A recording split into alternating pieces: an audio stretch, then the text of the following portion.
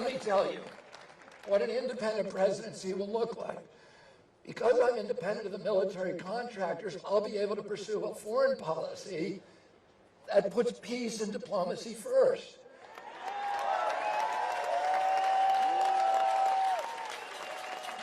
And because I'm independent of wealthy donors, I'll be able to close the loopholes and giveaways that bloat our budget.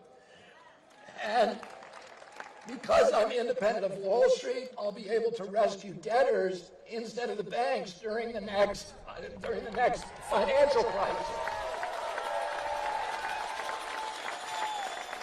And because I'm independent of big polluters, I'll be able to clean up our soil, our water, our air, and protect our Purple Mountain majesty.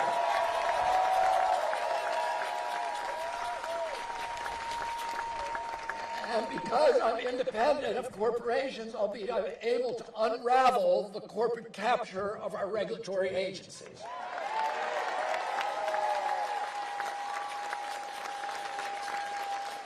And because I'm independent of both political parties, I'll be able to enact bold policies that are outside of the partisan conversation. Let me be clear, though. Being independent of the two political parties does not mean making them my enemy. Dogmatic opposition is just as much a form of dependency as dogmatic loyalty.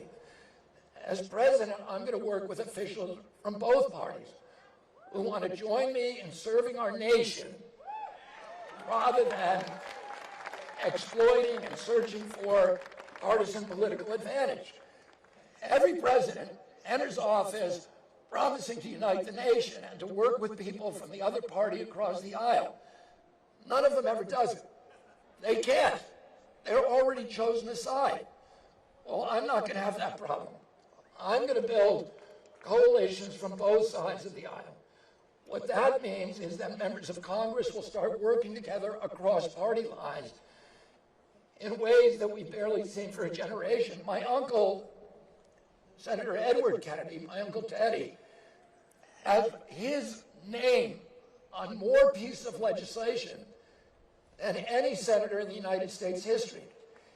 He did that, he accomplished that because of his capacity to reach across the aisle.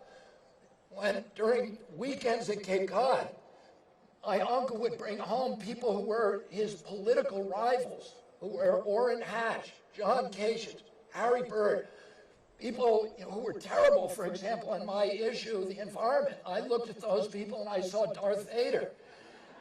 And I would say to Teddy, why are you making these friendships? And he said, because I have a lot of common ground with them. They know the difficulties of living like a politician. And he always said to me, as much as I love our country, they love our country the same. We all believe in our country. We need to be able to talk to each other. And that allowed him to become the most productive senator in United States history. I want to do the same thing with my presidency.